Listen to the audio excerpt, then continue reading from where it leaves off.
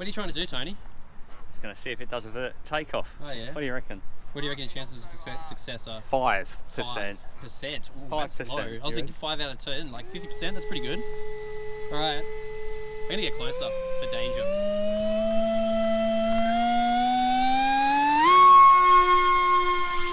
Oh no! Oh. How are you feeling about that one? Yeah, I expected something like that to happen. The motor's just come off the back. Yep. She looks a little bit rough. Always the first thing that goes. Oh. No, it's all right. She's just come straight off. Oh, yeah. Just a glue back in. Glue it back on. Replace that prop because that's now rubbish. Yeah, let's stick it back in there. I will get that to stick one day, as in the takeoff. Yeah, that was pretty close. It was close. I was like, oh, he's gonna do it. He's gonna. What a superstar. One day I will perfect the art of the vertical takeoff.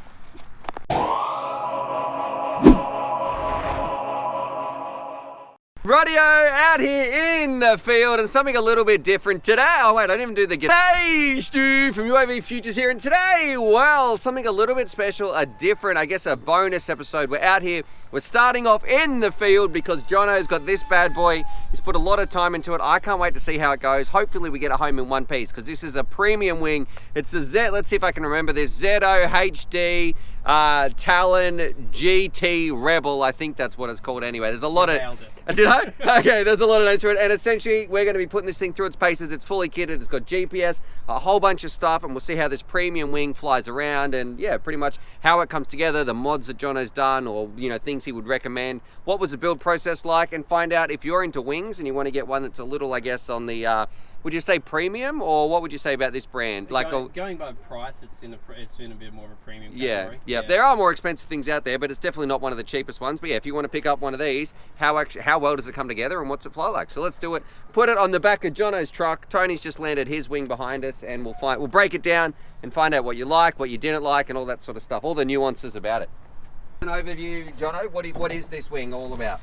Rightio, so this one here is just it's a V-tail wing. It's a Talon. Obviously there's a few different marks of a Talon. There's a mini and there's a nano Talon already that are already out. They just vary in size and stuff like this. This is basically like a reiteration of it. They had gone through and given a bit of a redesign, adjusted a few things on there. They call it like their Mark II series. How was the build to put together? I got to ask that.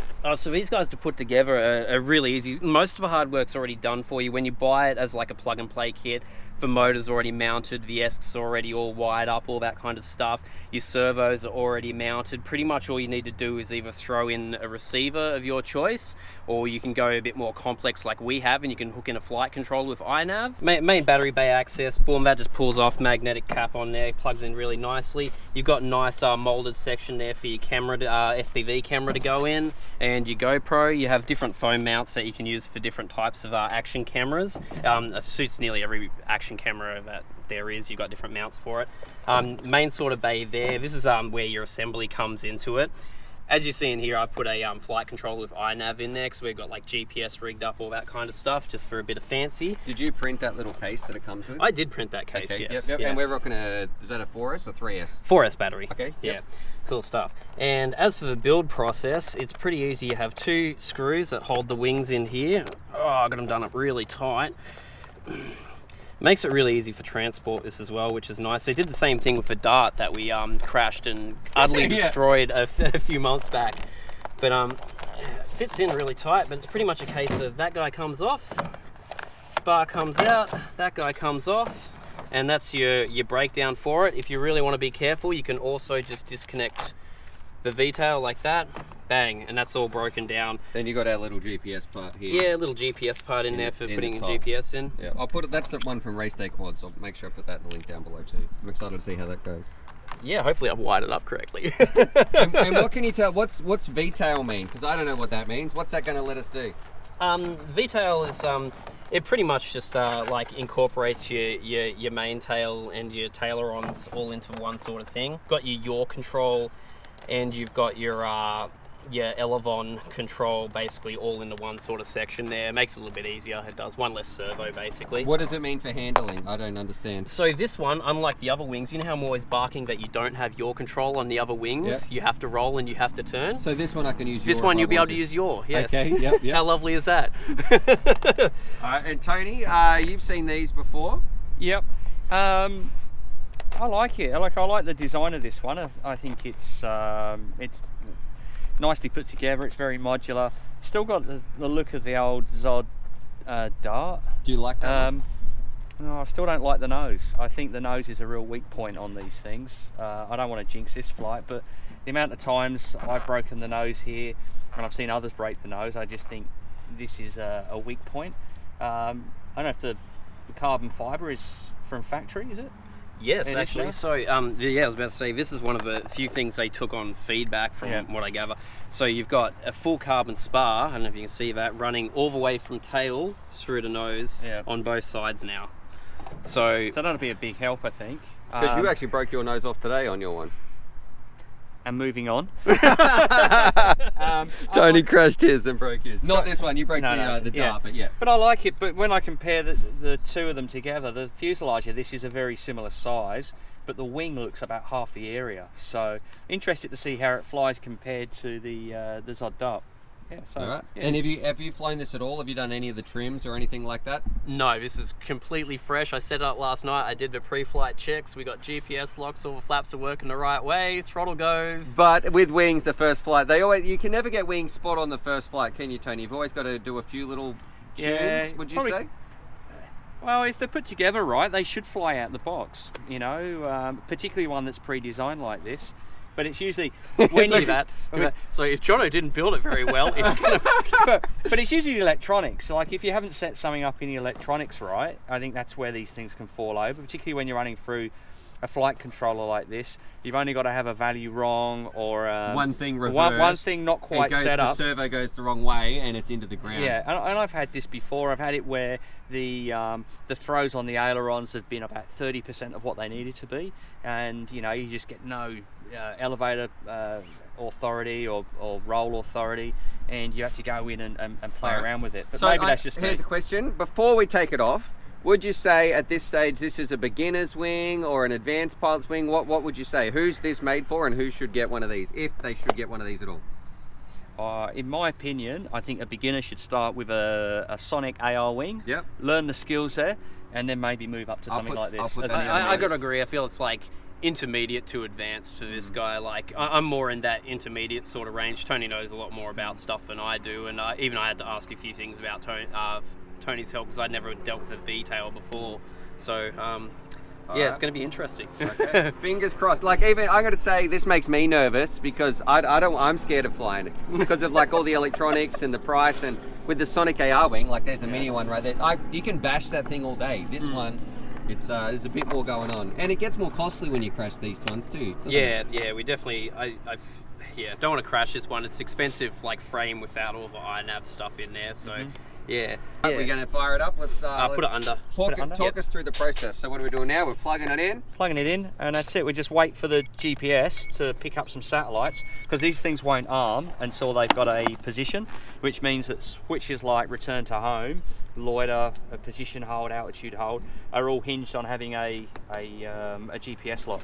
Is there a way to turn that off, or that's it? It will no, you have to. With iNav, you have to have the GPS set up. Okay. If you plug the GPS in. Yeah. Which I have, so now we have to have the GPS lock, but it's not going to have any issues. It probably has all the locks. How do you already. know when it's got a GPS lock? That's going to be on our OSD. Because the OSD, or you can have... Oh, yep. Sorry, I forgot about OSD. I better push record on this. Or you could have a display built into your plane as well.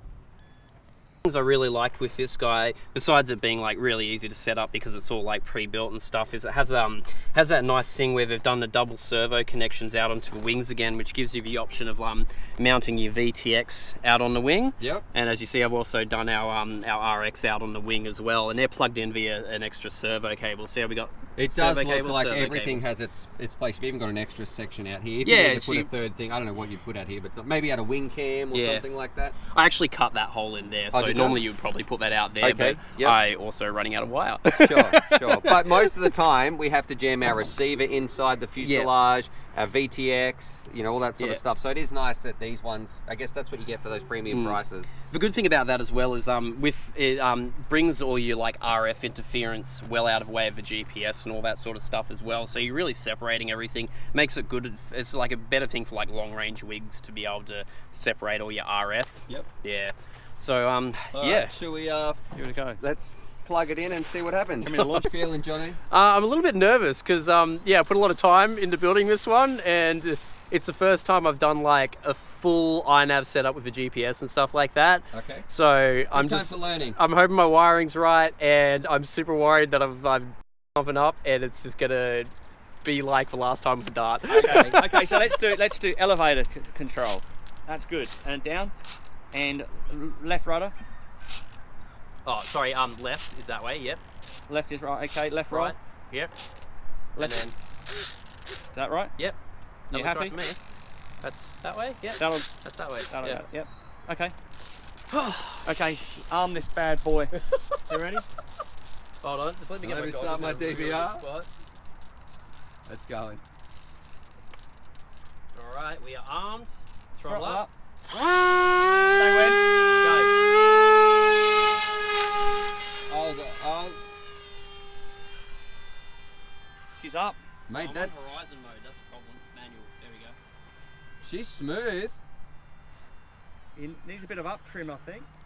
Watching that footage though, there is no jerkiness, is there? A little bit of wind, but it should be heaps more stable than our normal ones. That looks very smooth. All right, how you feeling? I actually thought it was going down on that launch. Yeah, did you? yeah. Good recovery. Yeah, I accidentally left it on horizon instead of manual, so it was a bit of a struggle to get it back from the launch. But now that we're in here, yeah, it's feeling pretty good. It probably could use a bit of a trim. Feels like it's tipping a little bit. Bit nose heavy. Yeah, I'm only sitting at about like half or a little bit above half throttle. Rightio, Jonno, so how is it in the air now? It's all working and everything seems to have come together. Yeah, I need a couple of little adjustments to the trim and probably pull the battery position back because I jammed it all the way forward. But I'm liking the flight so far. For the maiden flight, it's pretty good. Are you coming in for a landing? Yeah, I'm coming in right now. Okay. No, he's good. He's got it. He's got this. That's smooth as butter. Yeah. How's your heart? How's your heart? Out of 10. Oh man, it'd take me to hospital. Maiden flights always just make me so ridiculously nervous. It usually takes me about like 3 flights before I stop, before I actually start breathing when I'm flying If this it. was your Sonic AR wing, you tossed it no problems, right? You'd be like, oh yeah, whatever, go for it. Yeah, because I know that I can't really stuff that up. Man, this one is just because it's such a big one and it's, a bit more premium and I've put a lot more effort into That's it. a lot more expensive too. Yeah, it just makes me a lot more nervous. So yeah, I was holding my breath for a lot of that flight, so surprised I'm still conscious. No worries. All right, final impressions? Final impressions. That was pretty good first flight. It wasn't too crazy, wasn't too wild, not too many glitches. Next flight, I reckon. I thought it looked really stable. Yeah. Like, worse than some of my wings that are bobbling all over the Yeah. place. This looked really calm. As you saw, I had a couple little hiccups there where I come in a bit too tight, but I managed to pull out really easy. That didn't seem a struggle to pull out of those little uh-oh moments that we had just then. So I reckon that's feeling pretty good. Now I want to try the GPS stuff like return to home and things and see whether that completely shafts it. Right. Tony? I thought that looked really smooth. The takeoff was sketchy, but that could have been my toss. I'm sure it was. I'll do less tossing next time. Yeah. I know, it was good. So I pulled the battery back and she's right on the CG marks. All right. Nice. But just a little bit behind the Yeah, just a CG little bit marks. behind on that Yep. one, that's all right. So we'll see how we go. Yeah, I'll have to pull that trim back down again, won't I? Yeah. I don't think I was even watching that. I was actually watching the wing. I wasn't even filming that. How is it, Tony? You're Yeah, it's flying good. it around? It's definitely pitching down, so it definitely needs some up trim in it because So it is going down. Yeah. And when